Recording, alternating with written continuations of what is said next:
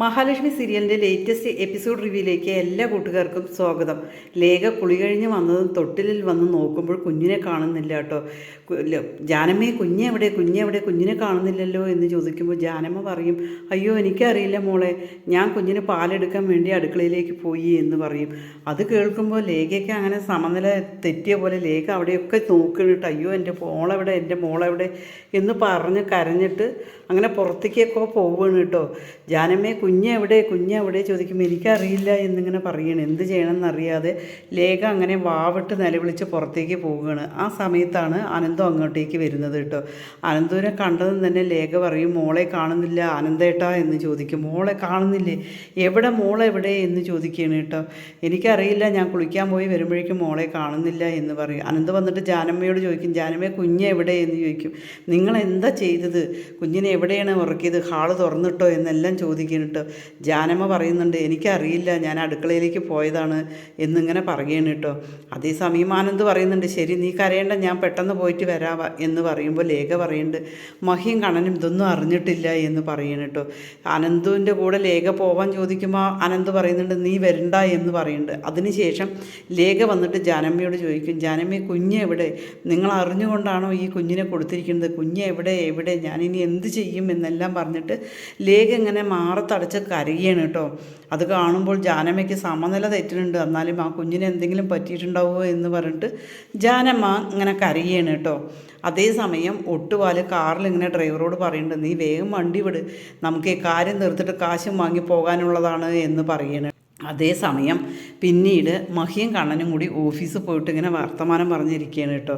ഇപ്പം മോൾ എന്ത് ചെയ്യുന്നുണ്ടാവും എന്നിങ്ങനെ ചോദിക്കുമ്പോൾ മഹി പറയുന്നുണ്ട്, ജാനമ്മ പാല് കൊടുക്കാൻ എന്തായാലും വിടില്ല, ലേഖ തന്നെയായിരിക്കും പാല് കൊടുക്കുന്നത്, പാല് കൊടുത്തിട്ട് കുഞ്ഞ് ഉറങ്ങുന്നുണ്ടാവും എന്നിങ്ങനെ പറയണം കേട്ടോ. അതേസമയം നമുക്ക് ഇത്ര നേരമായപ്പോഴേക്കും എന്തോ ഒരു ടെൻഷനാണ്. 10-20 വയസ്സ് വരെ വളർത്തിയിട്ട് ആ കുഞ്ഞുങ്ങളെ പറഞ്ഞു വിടുമ്പോൾ എത്രമാത്രം വിഷമം ഉണ്ടാകും, അവർ പഠിക്കാനും അതിനും ഇതിനെല്ലാം പോകുമ്പോൾ എന്ന് പറയണം കേട്ടോ. ഇനിയും കുഞ്ഞുങ്ങൾ വേണം എന്ന് പറയുകയാണ്. അതേസമയം ലേഖയുടെ കാര്യം പറയുന്നുണ്ട്, അവർക്ക് എത്രമാത്രം വിഷമം ഉണ്ടാകും എന്ന് പറയുമ്പോൾ മഹി പറയുന്നുണ്ട്, ഇനിയും കുഞ്ഞുങ്ങൾ ഉണ്ടാവണം എന്നിങ്ങനെ പറയുമ്പോൾ കണ്ണൻ പറയുന്നുണ്ട്, അത് നമുക്ക് അത്യാഗ്രഹമാണോ എന്ന് തോന്നരുത്, കാരണം ഞാൻ ഒന്നിനും പറ്റാതെ നീ നല്ല ആരോഗ്യമുള്ള സ്ത്രീയായിട്ടാണ് വന്നത്, ഞാൻ ഒന്നിനും ഒരു ദാമ്പത്യം പോലും ആഗ്രഹിക്കാൻ പറ്റാത്ത തരത്തിലായിരുന്നു, അതിന് നമുക്ക് ദൈവം ഇത്രയും തന്നില്ലേ, ഇനി നമുക്ക് കുഞ്ഞുങ്ങളുണ്ടായാലും ശരി ഇല്ലെങ്കിലും ശരി നമ്മൾക്ക് ഇതേ സന്തോഷം തന്നാൽ മതി, ദൈവം ഇത് നമുക്ക് അനുവദിച്ച് തന്നിട്ടുണ്ടല്ലോ എന്നിങ്ങനെ പറയണം കേട്ടോ. അതേസമയം മഹി പറയുന്നുണ്ട്, കണ്ണേട്ടൻ്റെ കുഞ്ഞുങ്ങളെ എത്ര വേണമെന്നുണ്ടെങ്കിലും പ്രസവിക്കാൻ എനിക്ക് ഒരുപാട് താല്പര്യമാണ് എന്നിങ്ങനെ പറയണം കേട്ടോ.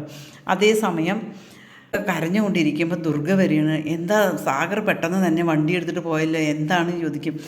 പെട്ടെന്ന് തന്നെ മഞ്ജു ദേഷ്യത്തോടു കൂടി ദുർഗയോട് പറയും, നിങ്ങൾ എന്തെങ്കിലും ചെയ്തിട്ടാണോ, നിങ്ങളുടെ ആൾക്കാർ എന്തെങ്കിലും ചെയ്തിട്ടാണോ കുഞ്ഞിനെ കൊണ്ടുപോയി, കുഞ്ഞിനെ കാണാനില്ല എന്ന് പറയും. അത് കേൾക്കുമ്പോൾ തന്നെ ദുർഗ പറയും, അയ്യോ മോളെ ഞാനൊന്നും ചെയ്തിട്ടില്ല, കുഞ്ഞിനെ എന്ത് പറ്റി, ആരെ കൊണ്ടുപോയി എന്നെല്ലാം പറഞ്ഞ് ദുർഗ ചോദിക്കുകയാണ്. അമ്മയെ കുഞ്ഞിനെ കാണാനില്ല, അവിടെ പണിക്ക് നിന്ന സ്ത്രീ എടുത്തിട്ട് പോയിട്ടുണ്ട്, ഇല്ല അവരവിടെ തന്നെയുണ്ട്, എന്താണെന്നുള്ളത് അറിയില്ല, ചേച്ചിയും ഏട്ടനും ഇതൊന്നും അറിഞ്ഞിട്ടില്ല എന്ന് പറയണം കേട്ടോ. അതേസമയം ഇവർ സംസാരിക്കുന്നതൊക്കെ കരുണ അങ്ങനെ ഒളിഞ്ഞു നിന്ന് കേൾക്കുകയാണ് കേട്ടോ. കരുണയ്ക്ക് ഭയങ്കര സന്തോഷമാണ് കേട്ടോ ഇവർ പറയുന്നത് കേൾക്കുന്നത്. ഇനി എന്ത് ചെയ്യും, കുഞ്ഞിന് എന്ത് പറ്റിയേ എന്നെല്ലാം പറഞ്ഞിട്ട് അവർ കരയണം കേട്ടോ. ഒരുപാട് ശത്രുക്കളുള്ളതാണ്, ഞാൻ കണ്ണേട്ടനെ വേണ്ടിയിട്ടാണ് ഞങ്ങൾ ഇവിടെ വന്ന് നിൽക്കാൻ തന്നത്, ഇവരുടെ മുഖം കണ്ടു കഴിഞ്ഞാൽ അന്നത്തെ ദിവസം തന്നെ പോക്കാണ് എന്ന് പറയും. അത് പറയുമ്പോൾ ദുർഗയും പറയുന്നുണ്ട്, അങ്ങനെയാണെന്നുണ്ടെങ്കിൽ അവരെ അമ്മ അടിച്ചിറക്കണം, അല്ലാതെ ഇവിടെ ഇരുത്തുകയല്ല എന്നിങ്ങനെ പറയണം കേട്ടോ. അവർ രണ്ടുപേരും ആകെ ഭയങ്കര ടെൻഷനായിട്ട് കരഞ്ഞുകൊണ്ട് നിൽക്കുകയാണ് കേട്ടോ. അതേസമയം പ്രതാപൻ മുത്തശ്ശിയോട് ഇങ്ങനെ പറഞ്ഞ് ചിരിക്കുകയാണ് കേട്ടോ. എന്താടാ നീ ഇങ്ങനെ ചിരിക്കുന്നത് എന്ന് ചോദിക്കണം. അമ്മേ നമുക്കിന്ന് ചിരിക്കാനുള്ള അവസരമാണ്, എൻ്റെ മോളിപ്പോൾ അവിടെ ചിരിക്കുന്നതാവും, ഞാൻ പറഞ്ഞില്ലേ ഓണത്തിന് അനന്തവും ലേഖയും അതുപോലെ കണ്ണനും മഹാലക്ഷ്മി മാറത്തടിച്ച് കരയും എന്നുള്ളത്, അത് സംഭവിച്ചു എന്നിങ്ങനെ പറയണം കേട്ടോ.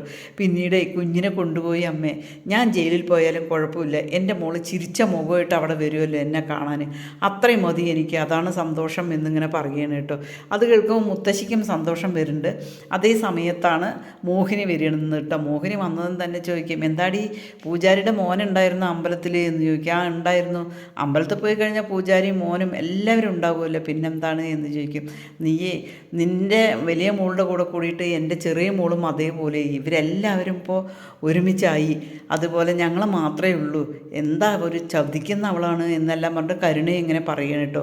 ആകെ മോഹിനിക്കൊരു പന്തികേട് തോന്നുന്നുണ്ട്, ഇവരെന്താ ഇങ്ങനെ സംസാരിക്കുന്നത് എന്ന് മോഹിനി ഇങ്ങനെ ചിന്തിക്കണം കേട്ടോ. അങ്ങനെ അമ്മയും മോനും കൂടിയിട്ട് കരുണയടക്കം പറയണ്, കരുണ അവരൊരു ഭക്ഷണം ചേർന്നു എന്നെല്ലാം അങ്ങനെ പറയണം കേട്ടോ. അതിൻ്റെ ഇടയ്ക്ക് തന്നെ ആനന്ദും മാർക്കോയോട് വിളിച്ച് പറയുന്നുണ്ട് കേട്ടോ. മാർക്കോ ഡോക്ടറും കൂടി എങ്ങോട്ടോ പോകാൻ നിൽക്കുമ്പോഴാണ് ആനന്ദും ഇങ്ങനെ വിളിച്ച് പറയുന്നത് കേട്ടോ, കുഞ്ഞിനെ കാണാനില്ല, അവരൊന്നും അറിഞ്ഞിട്ടില്ല എന്ന് പറയണം കേട്ടോ. അതേസമയം മാർക്കോ പറയും, ഞാൻ ഇപ്പം തന്നെ വരാം എന്ന് പറയും. അതുപോലെ ഡോക്ടർ തോമസ് പറയുന്നുണ്ട്, നീ എത്രയും പെട്ടെന്ന് പോവാം, കുഞ്ഞിനെ ഒരു ആപത്തും വരരുത് എന്ന് പറഞ്ഞിട്ട് നമ്മളെ മാർക്കോയെ തിരഞ്ഞിറങ്ങുകയാണ് കേട്ടോ. ആ സമയത്ത് തന്നെ നമ്മുടെ ഒട്ടുപാലിൻ്റെ കയ്യിൽ നിന്നും മാർക്കോ ആ കുഞ്ഞിനെ രക്ഷിച്ചെടുക്കുമെന്നുള്ളത് തീർച്ചയായ കാര്യമാണ് കേട്ടോ.